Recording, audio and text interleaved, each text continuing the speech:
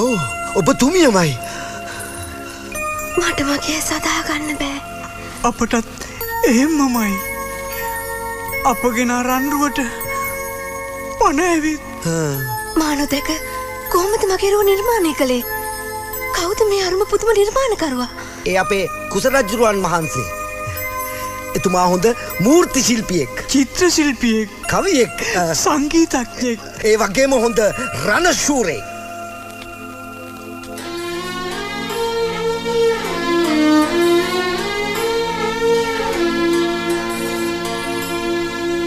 කුසරජ්ජුරුව මේ රුව නිර්මාණය කරලා ඒ හා සමාන කුමාරිකාවක් හොයනවලු සරණ පාවා ගන්න.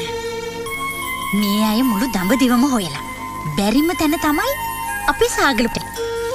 ඒ අය මේ වෙනකොටත් ප්‍රාන්ත රාජ්‍යයන් 7ක රාජකුමාරයෝ 7 දෙනෙක් අපේ දුව ගැන අහලා එවල තිබුණු බව මා මේ රාජපුරුෂයන්ට කිව්වා. මාත් ප්‍රාන්ත රජ කෙනෙක්නේ.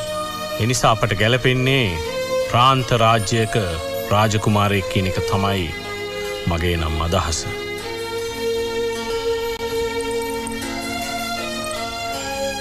පිය රජතුමා කියන කතාවෙත් ඇත්තක් තියෙනවා. ඒත් අපි වගේ රජපෞලකට දඹදිව අගරජුරුවන්ගෙන් විවාහ යෝජනාවක් එනවා කියන්නේ හිතා ගන්න බැරි විදිහේ ගීනයක්. ඒත් අපි බල කරන්නේ නැහැ.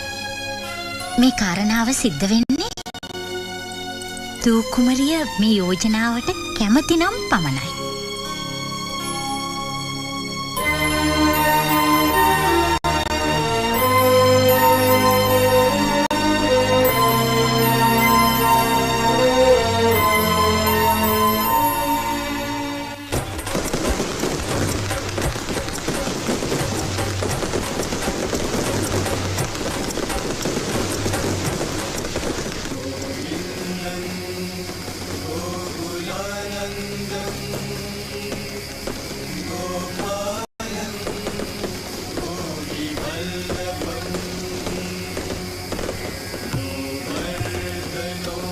නුවරු සැනකෙලි පවත්වනවා.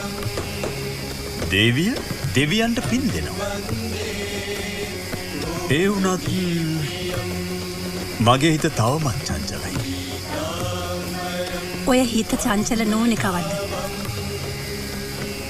හිතූ පැතූ විදිහට හැමදේම ඉෂ්ට වුණ මොහොතේදීවත් නොසතුටු වෙන්න හේතුව? අපේ පුතාගේ මුහුණ